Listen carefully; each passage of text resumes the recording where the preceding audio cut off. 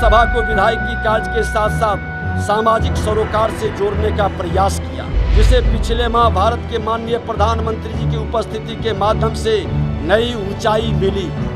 आज से 20 माह पूर्व जब इस महान सदन के अध्यक्ष का पद दायित्व मिला तो मन में एक ही भाव था, एक ही संकल्प था कि इसके विधायकी प्रणाली को बेहतर करें। एक विधायक के रूप में जो हमने अनुभव किया था। आज़ादी के 75 साल हो चुके हैं, ऐसे में पूरे देश में खुशियों की लहर है, जश्न का माहौल है। और बिहार की अगर बात करें तो बिहार विधानसभा के अध्यक्ष ने विधानसभा परिसर में झंडा उत्तोलन किया और अपने 20 महीने के कार्यकाल का पूरा ब्यौरा दिया है और कहा है कि जब तक इस संवैधानिक पद पर हैं तब तक कुछ नहीं कहेंगे, मगर जब इस पद से हटेंगे तो तमाम बातें करेंगे, तमाम मीडिया के सवालों का जवाब देंगे।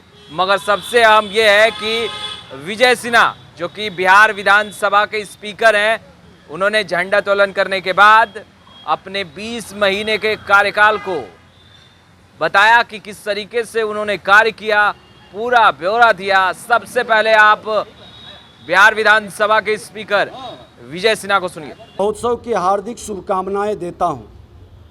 आज के दिन अपने शहीदों को नमन करते हैं, अपनी विरासत पर गौरव महसूस करते हैं।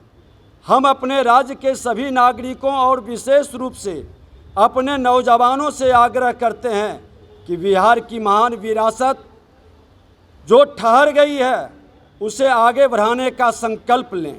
यह समय अपने संकल्पों को सिद्धि तक पहुंचाने का समय है। अतः हम सबको मिलकर इस अमृतकाल बेला में अपने कर्तव्य और निष्ठा से कार्य करना है। 15 अगस्त का दिन महज एक तारीख भर नहीं है, यह हमारे इतिहास, भूगोल, समाज और संस्कृति की पहचान को निर्धारित करने वाला अवसर है। आज का अवसर तो अधिक खास हो जाता है क्योंकि हम इतिहास के उस सोपान पर अपनी आज़ादी के शानदार 75 वर्ष पूरा कर इतिहास के एक नए अध्याय के गवाह और भागीदार दोनों बनने जा रहे हैं। भारत का यह तिरंगा हमारे लिए केवल राष्ट्र ध्वज भर नहीं है, बल्कि 3 रंगों के अपने कलेवर में ये हमारे अतीत के गौरव, वर्तमान के कर्तव्य बोध और भविष्य के सपनों को समेटे हुए है।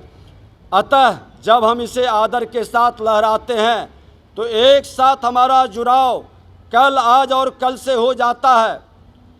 अपनी आज़ादी के 75 साल के सफ़र पर निगाह डालें तो पाएंगे कि समय के साथ लोकतांत्रिक व्यवस्था हमारे यहाँ समावेशी और विकेंद्रित होती गई है।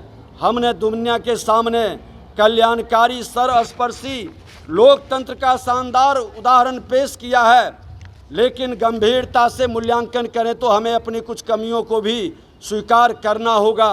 बीते 7 दशकों के संवैधानिक लोकतंत्र के इस सफ़र में हम अपने अधिकारों के प्रति ज़्यादा सचेत रहे और कर्तव्य के प्रति उदासीनता का व्यवहार आज कहीं न कहीं हमें दुखित कर रहा है।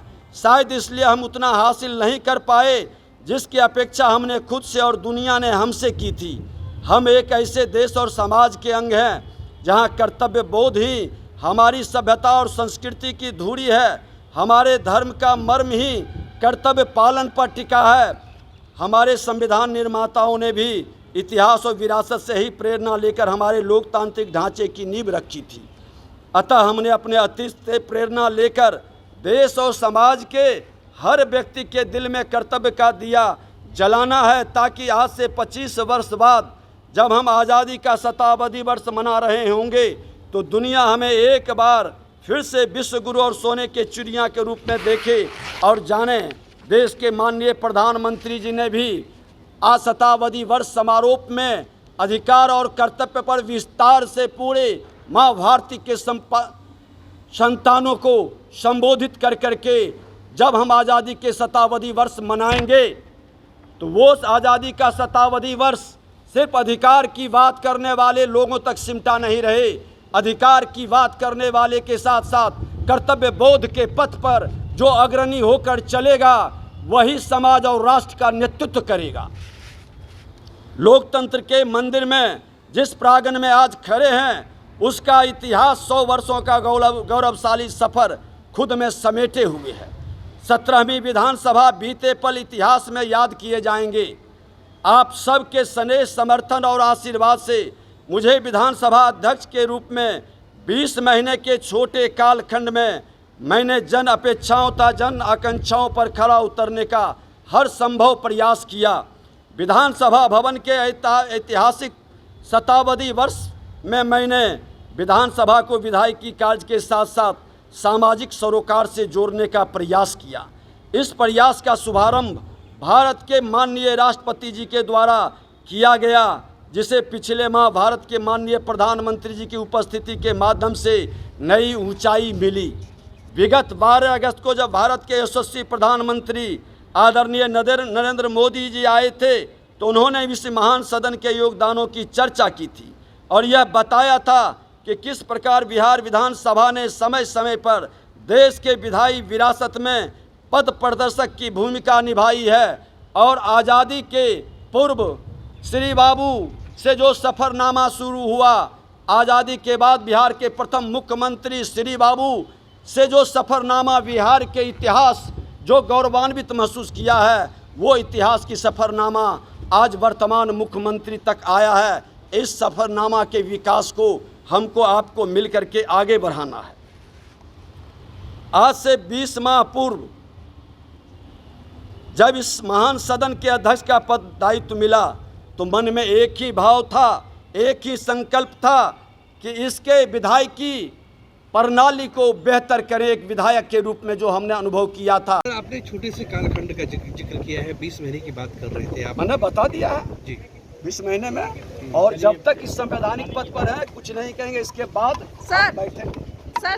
तो आपने सुना बिहार विधानसभा के स्पीकर विजय सिन्हा को साफ तौर पर कहते नजर आ रहे थे कि 20 महीनों में उन्होंने कहीं ना कहीं बिहार और बिहार विधानसभा में जो कार्य किए हैं उन तमाम चीज़ों को बारीकियों से बताया है और साफ साफ लफ्ज़ों में यह भी कहते नज़र आ रहे हैं कि जब तक इस संवैधानिक पद पर बने हुए हैं तब तक चुप्पी साधे हैं, और जैसे ही संवैधानिक पद से हटेंगे एक बार ज़रूर बैठेंगे और पत्रकारों के तमाम सवालों का जवाब भी देंगे। खैर, लाइव सिटीज़ के साथ बने रहें। अब तक आपने हमारे चैनल को सब्सक्राइब नहीं किया है, तुरंत सब्सक्राइब कर ले। आपका बहुत बहुत शुक्रिया।